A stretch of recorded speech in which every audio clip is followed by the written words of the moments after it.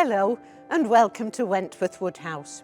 From now until the 6th of October 2024, we're hosting an exhibition which explores the relationship between Wentworth Woodhouse and those who worked underground in the coal mines. Wentworth Woodhouse has a unique connection to the history of coal mining. In 1723, Thomas Watson Wentworth was building the Baroque mansion here. His annual income from rents and sales from managed woodlands equated to almost £7 million today. At this time, there was only one mine on the estate land, employing 7 miners. But by the late 18th century, the owners of Wentworth Woodhouse realised the potential of exploiting the coal deposits buried beneath their land. The estate operated some collieries directly and leased mining rights to other companies. By 1925, Earl Fitzwilliam was the 3rd highest beneficiary of coal royalties in the country. But in 1946, coal mining made its way right up to the doors of Wentworth Woodhouse, as state-mandated open-cast mining of the ground took place. Have you heard people say that Wentworth Woodhouse was built on the profits of coal? This, of course, is not true.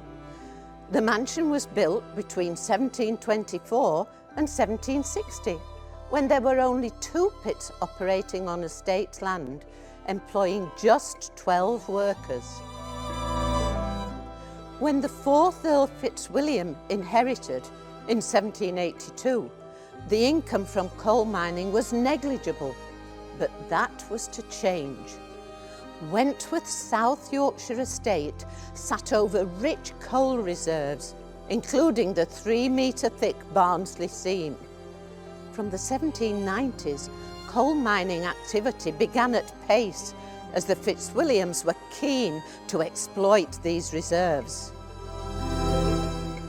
The estate developed, and the owners of Wentworth Woodhouse managed some collieries directly. They bore the costs of sinking the shafts, developing underground workings, erecting the headgear and workshops, and then enjoyed the profits. Other areas of estate land were leased to speculators for coal mining operations. They paid an annual rent for each acre and a royalty to the estate on every ton of coal they produced. This allowed a lavish lifestyle for the Fitzwilliam family. But when all collieries were nationalised in 1947, the family lost their income from coal. They did receive financial compensation, but it didn't make up for the huge annual revenues that their coal mines had provided. Our exhibition includes items on loan from members of our community and never before displayed items from the Wentworth Woodhouse archive.